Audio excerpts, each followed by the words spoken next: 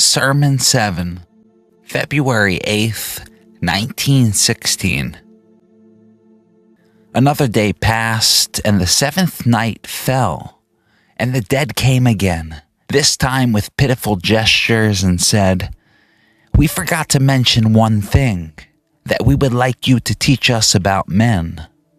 And Philemon stepped before me and began to speak, and this is the seventh sermon to the dead. Man is a gateway through which you pass from the outer world of gods, diamonds, and souls into the inner world, out of the greater into the smaller. Small and inane is man, a point. Already he is behind you, and once again you find yourselves in endless space, in the smaller or inner infinity. As the seventh night falls, we've arrived at the final sermon, and the dead ask a question many may be wondering themselves. What is the point of man and woman? To this point, Jung provides humanity its own symbol, a gateway. You see, a gateway symbolizes a connection in between two different worlds or planes. It is the way through for the dead, the way from the outer world into the inner world. And as Jung spends 6 sermons explaining the forces, qualities, and symbols of this outer, greater world, he uses this final sermon to speak of the smaller world, the inner of which Philemon has been trying to guide the dead across. The dead are no longer able to cross over on their own, as they're no longer a gateway. And on this reflection, we see the importance of man and woman's role in reality. According to Jung, humanity has a purpose, a meaning to exist while alive, a purpose and meaning of which the remainder of this sermon speaks on. Another point to add at the opening of this sermon is that every man and woman is a gateway. The dead weren't told that only certain beings with halos around their heads or gateways are connected to the world above and below, but everyone is. This is something we should all sit and reflect on, especially in a society which feeds on comparing and competition. While it may feel good to lower another so you could feel high, it may seem like the best way to drive and develop individuals, at the root of humanity, at the depths of consciousness, through all the superficial games humans play on others, including themselves, there is an eternal source of oneness. In addition to this meaningful reflection, we also see another sense of wholeness of which humanity represents. Wholeness is not just about qualities, say good and evil, light and dark, fullness and emptiness, but also worlds. To expand on these ideas of both wholeness and humanity as a gateway, I will bring forth an image only found in the Black Books. There is an updated and slightly different version that is found in the Red Book, but I will save this version for the conclusion. Here, I want to show an image in Black Book 5 from an entry just 2 weeks prior to Sermon 1, a lengthy entry which will show up throughout this sermon. We see many symbols from the previous sermons in this image, such as the serpent and white bird, Abraxas, the pleroma, and much more. Again, in the conclusion, with a revised image, I will expand on how to grasp the symbol as a whole, but I bring this version up now to give one an idea of what this gateway may look like. If you look in the center, the gateway, there are 2 A's. The larger representing anthropos, or say the Jungian self, and the smaller, the human soul. So each human soul, that is you, I, and every other individual, shares this same anthropos, the same larger A. And if you look at this whole picture as one, we can see how each individual has this same cosmology. And if one is still confused why Philemon or Jung say it is through man which the dead pass from the greater into the smaller, it is because their gateway has closed and they've become bound to the greater. If we could point the dead out in this image, it would be towards the left side by the serpent, phallus, earth, moon, and emptiness. The dead were unable to circle back to their source, the larger A, and individuate while they were alive. Thus, they became part of everyone's cosmology, again as we are all gateways of the same or collective greater world. And in this reflection, we see how man is small, a point, and already behind the dead, as the human is in between, and if the dead cross over into the lower, into the microcosm from the greater macrocosm, we can picture how man would look like a point. To conclude this section, I do want to mention Philemon remarked in the last sermon that the dead will return since they rejected what is most valuable to them.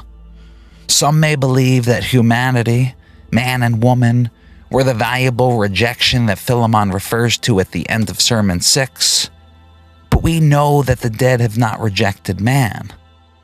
So the question remains, what has been rejected? To this, Jung introduces a final piece to his cosmology as we continue in this final sermon.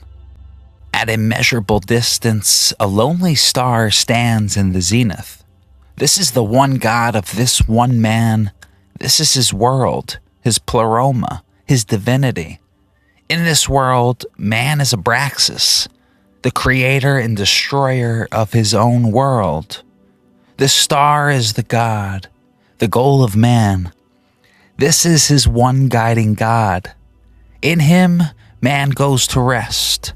Towards him goes the long journey of the soul after death.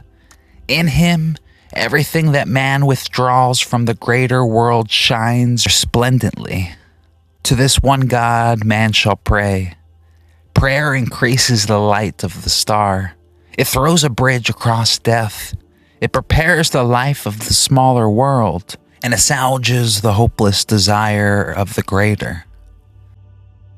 Before commenting, I want to reflect on these words written by psychologist Carl Jung. At the root of his psychology, under all the fancy terms and quotes, we get a glimpse at his spiritual depths, the depths of which makes Jung and his work, Jung and his work. And while it may be a bit tough to swallow, I don't see how spirituality and psychology are one and the same. It is a rather spiritual experience which led to Jung's Red Book revelations, and thus, as he said, his entire psychology. And psychology is the study of the psyche, which is the realm of the invisible spiritual world. And while we're on this spiritual side of psychology, I do want to highlight the same thing seemed to happen to Greek philosophy. If one has eyes to see what Parmenides, Socrates, and Plato were pointing towards, you'll see under the surface of the philosophy there is a spiritual root. And in a world that is split the two, that is science and spirituality, it is a breath of fresh air to sit with and reflect on this mystical side of Jung, as well as the Greeks. Now, to begin where I left off, we get an answer to what the dead rejected, that being the one God, the goal of man. This is where individuation, the purpose and meaning of man and woman, is revealed by Jung, possibly for the first time, as again this entry was written in 1916. So just as man and woman are meaningful for the dead to cross over, there is an actual meaning to life for man and woman, according to Jung, as the goal is the one guiding God. But this may leave some confusion. If we all have our own star, guiding God as the goal, then how can the dead know which human is the right gateway to the right guiding God for them? Well, that is, unless there is a sameness, a oneness to this God. This exact paradox is known in Greek philosophy as the paradox of the one and the many. And to grasp and expand on the idea, we find a footnote in this sermon which refers to a letter that Jung wrote in 1919. The primordial creator of the world, the blind creative libido, becomes transformed in man through individuation. And out of this process, which is like pregnancy, arises a divine child, a reborn God, no more, longer, dispersed into the millions of creatures, but being one and this individual, and at the same time all individuals, the same in you as in me. Dr. Long has a little book, 7 Sermones ad Mortis. There you will find the description of the Creator dispersed into his creatures, and in the last sermon you find the beginning of individuation, out of which the divine child arises. The child is a new God, actually born in many individuals, but they don't know it. He is a spiritual God, a spirit in many people, yet one and the same everywhere. Keep to your time, and you will experience his qualities. So we see the first part of the letter speaking on this one God, the divine child, which is the same in you and me. This is what the dead rejected, that oneness at the root of their soul. And it's such an important moment, as it seems to answer the riddle which we concluded on, that riddle which riddled Jung in his soul in the previous sermon. It was Philemon saying in the post-sermon discussion that he stepped on what is solid and took it with him, saved it from the wave surge of the cycle of births and endless happenings, saying it has been stilled. And it is this essence of oneness at the root of consciousness, at the root of what makes us all who we are, which is being saved from the endless births and deaths from the world of creation by Philemon. Instead of the infinite ways to twist being into believing it is being, through the thousandfold illusions of the world, being is left alone to truly be being. And with this thought in mind, it is as if Philemon took the term human being to a whole new level. While we're all unique humans, we all belong to the same being.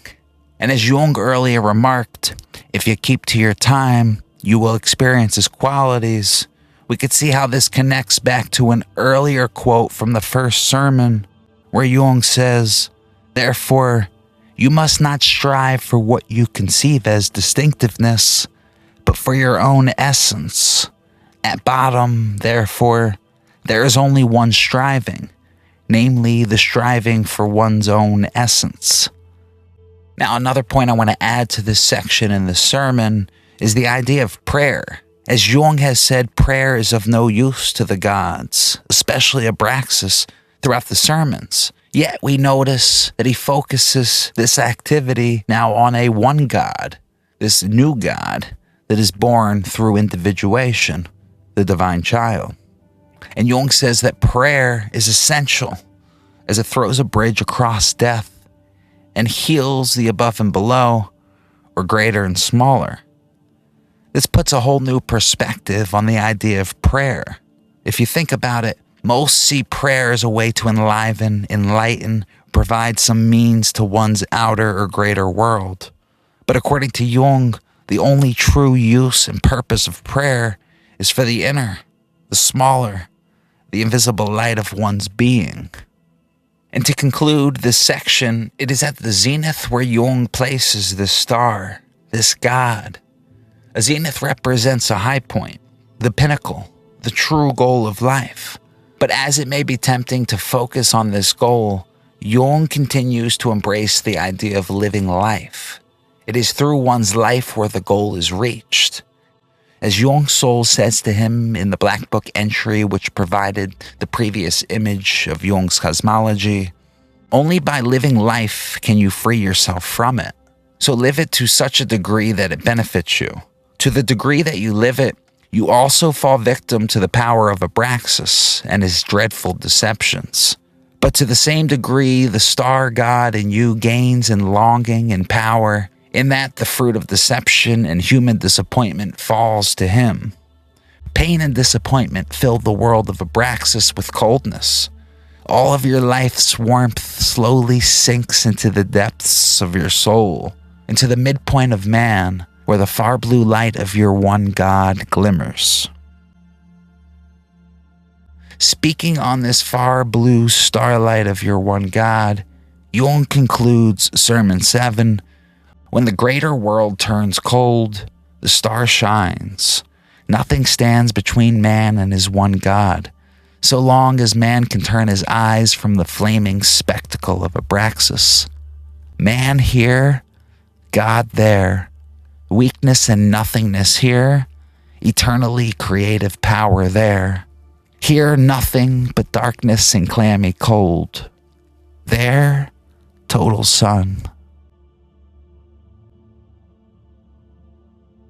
And just like that, the sermons have concluded.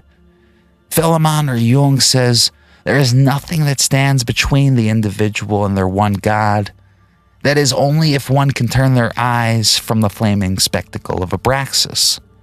And this is no easy feat, as creation is filled with unlimited ways to bind one's consciousness, one's ego, to the world, just like the dead have become themselves.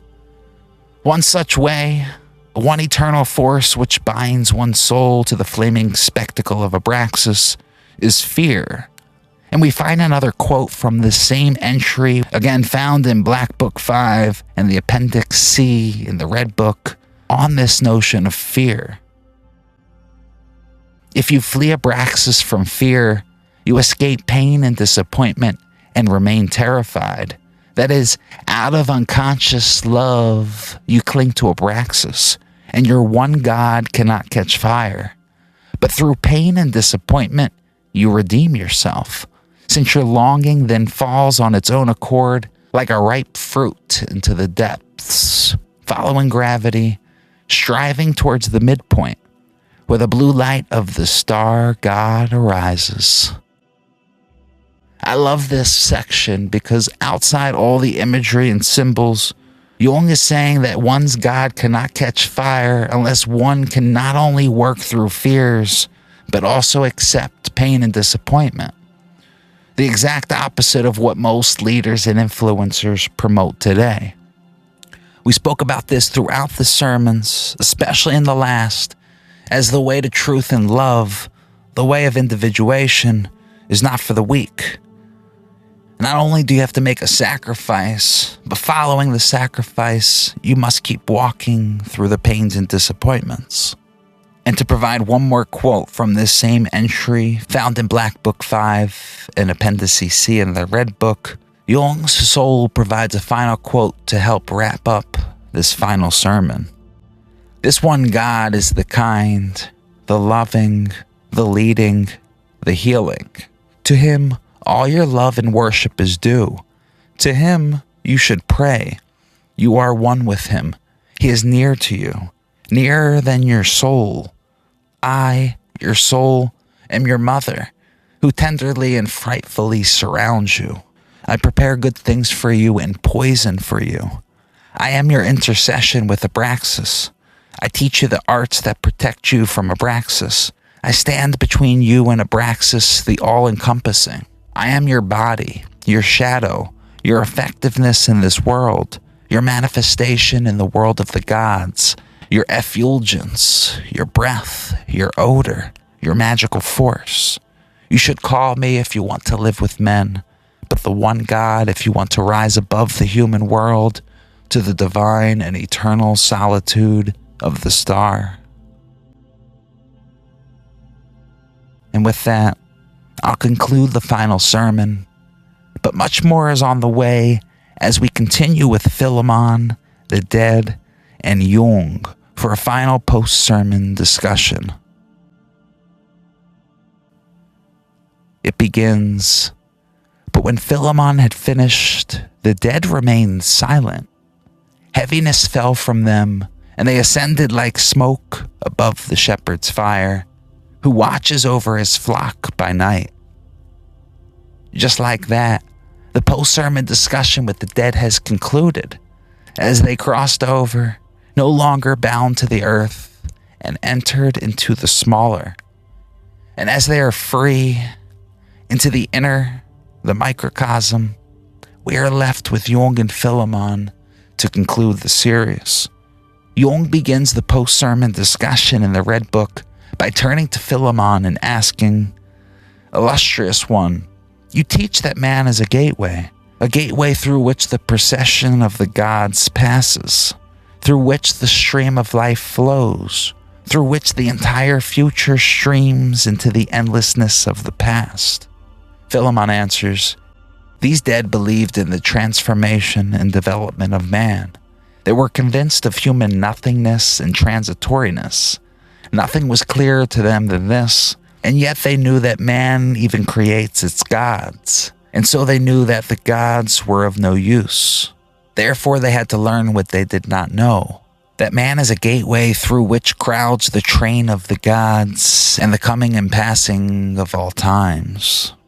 He does not do it, does not create it, does not suffer it, since he is the being, the sole being, since he is the moment of the world, the eternal moment. Whoever recognizes this stops being flame. He becomes smoke and ashes.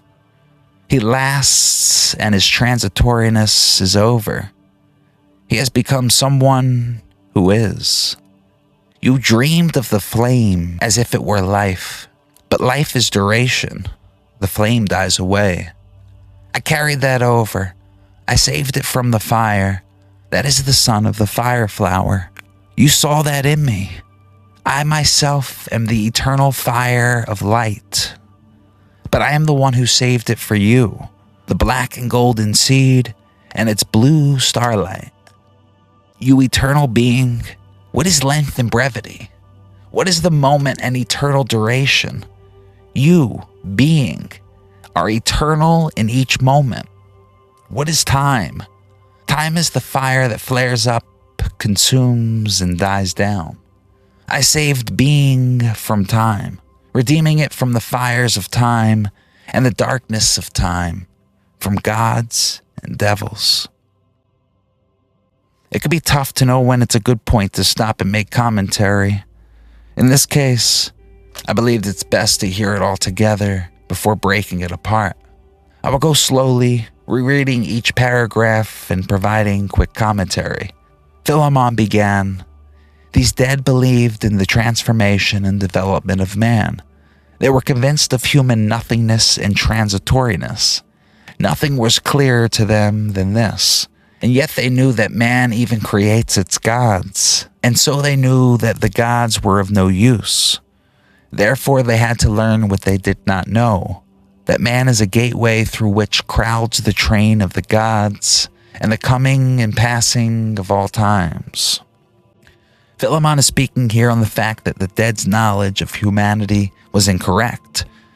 They saw the human as something which is born and passes, rather meaningless or nothing to the cosmos, and something that needs to be developed and transformed.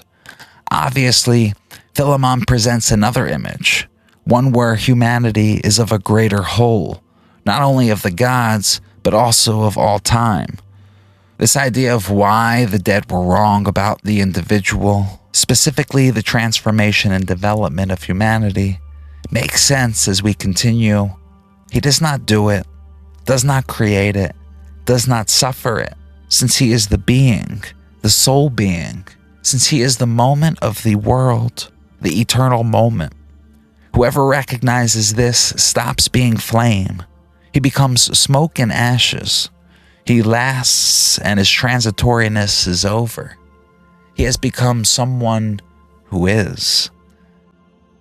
This is a beautiful moment as Philemon places humanity in its righteous place, in the eternal moment, not drifting into the past, not far ahead into the future, but truly here, in the now, aware of the whole.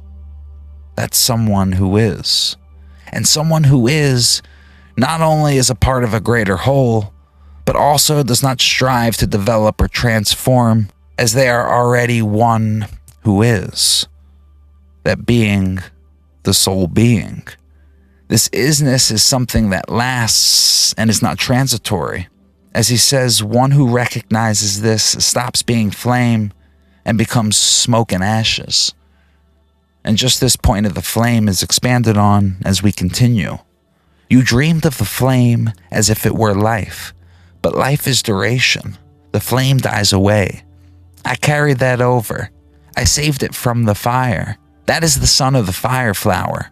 You saw that in me. I myself am the eternal fire of light, but I am the one who saved it for you, the black and golden seed and its blue starlight. The flame, according to Jung, is something that dies away, an allusion to the wheel of creation or the flaming spectacle of Abraxas. Another point to note is that this flame is not life, but life is duration. And it is just this, life and duration, which was carried over and saved by Philemon. Finally, for those with keen eyes, Philemon seems to quickly say or allude to the fact that he is of the divine Logos, as he says, I myself am the eternal fire of light. Philemon expands and concludes this beautiful post-sermon section on being. You eternal being, what is length and brevity? What is the moment and eternal duration?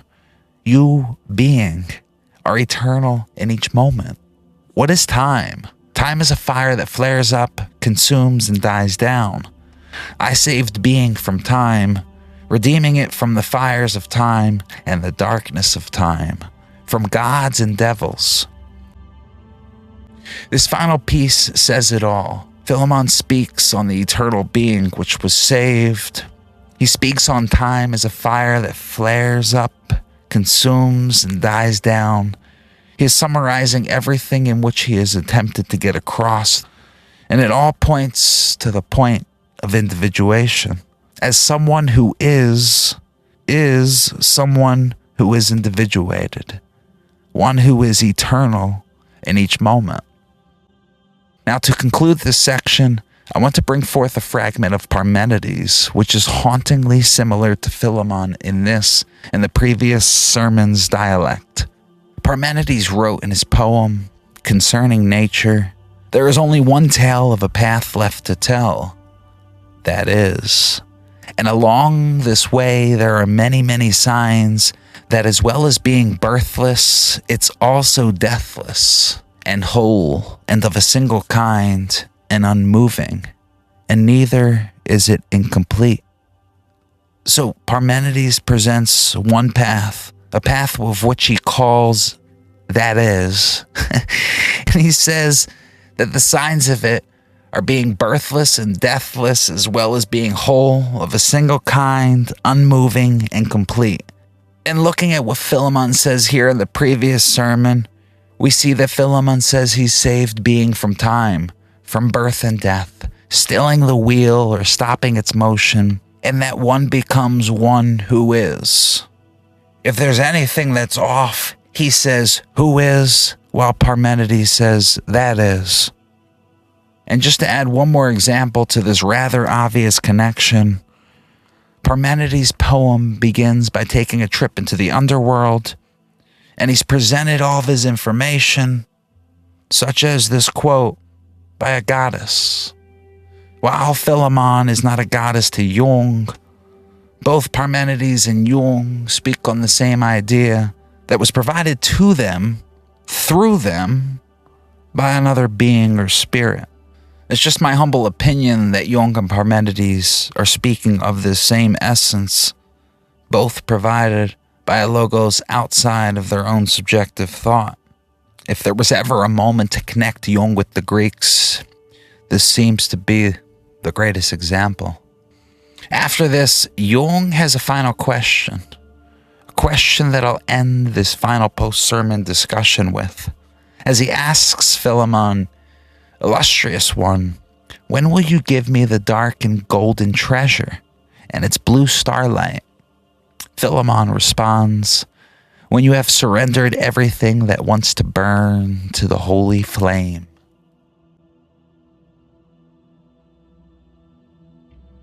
And we see the series all wraps up surrounding this idea of sacrifice. While there's nothing to ponder here, as we've discussed sacrifice previously, I do want to say that this burning and surrendering to the holy flame seems to allude to the idea of purification, as one burns off the muck, the illusion, to grasp what is. In order to receive the holy blue light and treasure, one must be pure. And I think this is the best point to conclude this sermon, as this is truly the purpose of the sermons. They were not written to bring forth the symbols of snakes and birds and phalluses and diamonds. And while the forces behind the symbols are rather important and real, I do see the true purpose of the sermons as a way to sacrifice, purify, and truly free the ego, the mind, the soul, the self, being, to truly be what it is. Conclusion. We'll begin with the footnotes found in the Red Book, which are said to clarify and expand on the sermons. After concluding the series, I'll bring forth an image that encapsulates everything that's been covered. It's been a lot, and this image helps us see and connect the whole.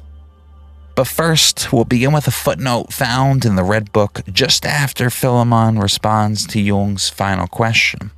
This footnote refers to two different Black Book entries, one from September 25th and the other from September 28th, 1916, and both are found in Black Book 6. On September 25th, Jung has a discussion or dialect with his soul, as his soul is about to present him with an insight. Jung's soul says, "How many lights do you want? 3 or 7? 3 is the heartfelt and modest, 7 the general and encompassing." Jung responds, "What a question, and what a decision. That must be true. My mind goes for the 7 lights." His soul responds, "So you want the 7? That's what I thought. That has broad scope, cold lights. Jung, that's what I need. Cooling, fresh air. Enough of this stifling sultriness. Too much anxiety and too little breathing room. Give me the 7 lights." Soul.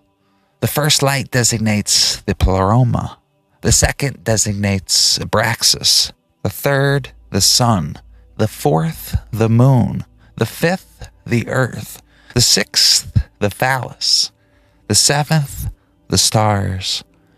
Jung, in some confusion, responds, "Why are the bird, heavenly mother, and heaven missing?" Jung's soul responds to conclude this section, "They are all enclosed in the star. When you look towards the star, you will look through them. They are the bridges to the star. They form the single 7th light, the highest, the floating, which rises with roaring flapping of wings, released from the embrace of the tree of light with 6 branches and 1 blossom, in which the god of the star lay slumbering. The 6 lights are single and form the multiplicity. The 1 light is one and forms a unity. It is the blossoming crown of the tree, the holy egg, the seed of the world endowed with wings so it can reach its place. The one gives rise to the many over and over again, and the many entails the one." I am reading these footnotes to help expand the sermons, as I can go on for a whole nother video on this section, but I just want to quickly remark on the 7 lights. We see these 7 lights symbolize the wholeness of this entire series, as well as hitting on the idea which came up throughout this sermon of the one and the many paradox. Additionally, the idea of individuation is picked up as the god lays slumbering and must be awakened or enlivened by embracing the various lights of the tree of light. And just this awakening is where our next entry leads us. 3 days later, on September 28th, 1916, as Jung's soul continues, "Now let us try this. It is something of the golden bird. Not the white bird, but the golden one. It is different. The white bird is a good diamond, but the golden bird is above you and under your God. It flies ahead of you. I see it in the blue ether, flying towards the star. It is something that is a part of you. At the same time, its own egg containing you. Are you with me? Then ask." Jung asks, "Tell me more. It gives me a bad feeling." His soul responds, The golden bird is no soul. It is your entire nature. People are golden birds as well. Not all. Some are worms and rot in the earth. But many people are also golden birds. Jung. Continue. I fear my revulsion. Tell me what you have grasped. Jung's soul answers, the golden bird sits on the tree of the 6 lights. The tree grows from the head of Abraxas, but Abraxas grows from the pleroma. Everything from which the tree grows blossoms as a light. It is transformed. As a womb of the topmost bloom, the golden egg bird. The tree of light is first a plant, which is called an individual. This grows out of the head of Abraxas. His thought is one among countless others. The individual is a mere plant without flowers and fruits, a passageway to the tree of 7 lights. The individual is a precursor of the tree of light. The lucent blossoms from him. Phanes himself, Agni, a new fire, a golden bird. This comes after the individual, namely when it has been reunited with the world blossoms from him. Abraxas is the drive, whereas the individual is what is distinct from him. But the tree of the 7 lights is the symbol of the individual united with Abraxas. This is where Phanes appears, and he, the golden bird, flies ahead. You unite yourself with Abraxas through me. First, give me your heart, and then you live through me. I am the bridge to Abraxas. Thus the tree of light arises in you, and you become the tree of light, and Phanes arises from you. You have anticipated, but not understood this. At the time you had to separate from Abraxas to become individual, opposed to the drive. Now you become one with Abraxas. This happens through me. You cannot do this, therefore you must remain with me. Unification with the physical Abraxas occurs through the human female, but that with the spiritual Abraxas occurs through me. This is why you must be with me. Again, a whole new video can be created on just this entry, but I'll highlight a few points. First, we get a name or symbol for this divine child, and that's Phanes. While Jung doesn't name it in the sermons, we do see its name come through in the red and black books. Secondly, and most importantly, this expands on the lights and truly shows us the way through. We've spoken about this earlier, as it isn't enough to just look and pray to the one God to individuate, but rather, as Jung or his soul says, Phanes appears when one is united with Abraxas, noting the importance of living this life and not hiding in some retreat or safe space. You cannot become pure by hiding, but through living. While I can continue on these 2 different Black Book entries, I do want to bring us forth to the conclusion as I provide a final symbol of Jung's 7 sermons to the dead. Earlier in this video, we got a glimpse of this symbol, but this version, found in both the black and red books, has much more to highlight. While Jung has not provided much commentary, other than a footnote attributed to this image from a letter he wrote, I do want to show you why I believe this image came to be. First, I'll draw 2 lines. We have a vertical line, with the top of the line representing the heavenly or eternal realm, the zenith, and the bottom of this line representing the earthly realm or the world of creation. On the horizontal line, the left side will capture qualities of evil, darkness, and emptiness, whereas the right will capture the qualities of goodness, light, and fullness.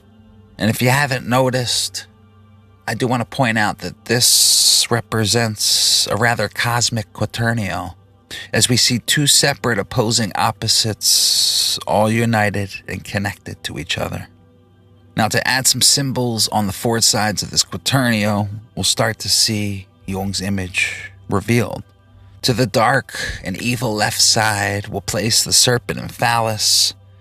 To the right side, we'll place the white bird and the grail or mother.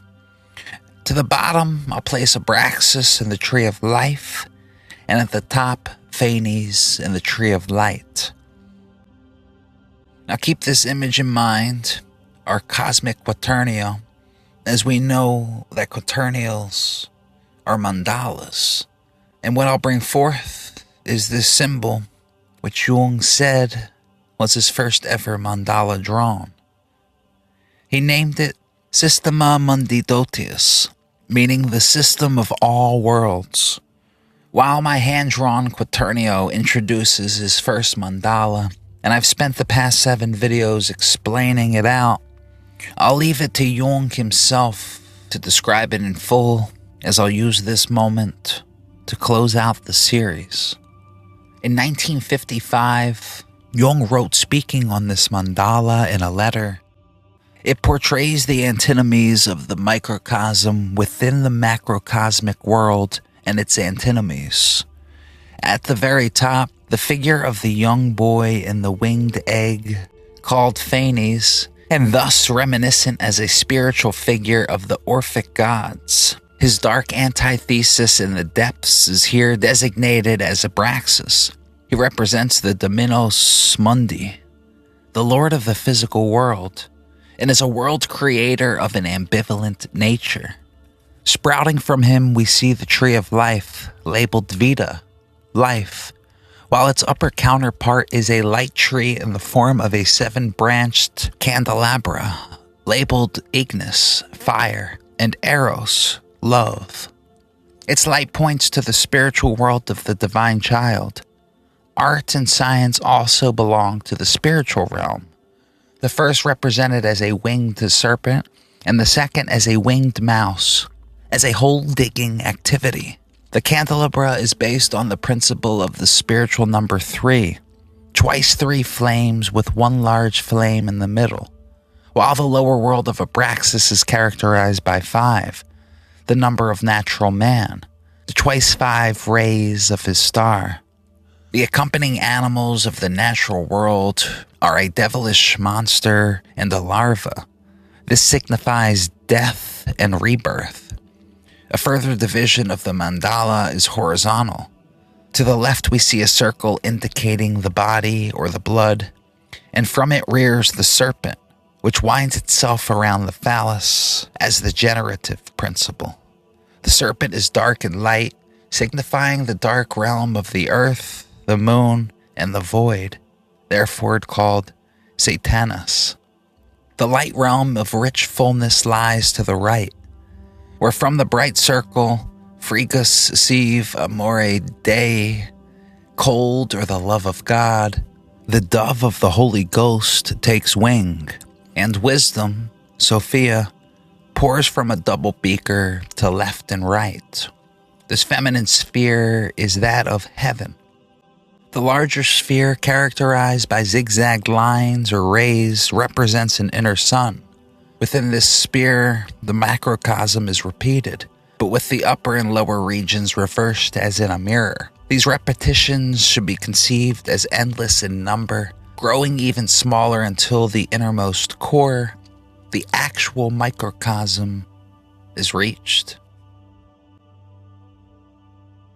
And finally, after a long series with a lot of content covered, I want to share a little special moment which occurred on a day I was writing the conclusion to this video. Just as in the Red Book series, when a random individual named Elijah approached me to talk about life while I was writing the script for the lecture on the Mysterium encounter, that lecture where Elijah and Salome begin showing up in Jung's visions, I was yet again surprised by what I encountered. As I finished up in a coffee shop and walked out onto the boardwalk, there was a huge halo, a circle, a mandala around the sun, which you can see in this video. There is no other word to describe a moment like this or any other previous moments like this other than synchronicity, a term made popular by Jung himself. So as the universe winks back, I wish you all the best as you journey through the wholeness of what is. I hope you've enjoyed this series, and it has sparked your curiosity about reality. I truly appreciate all the support up until this point, and I look forward to what's to come in future content.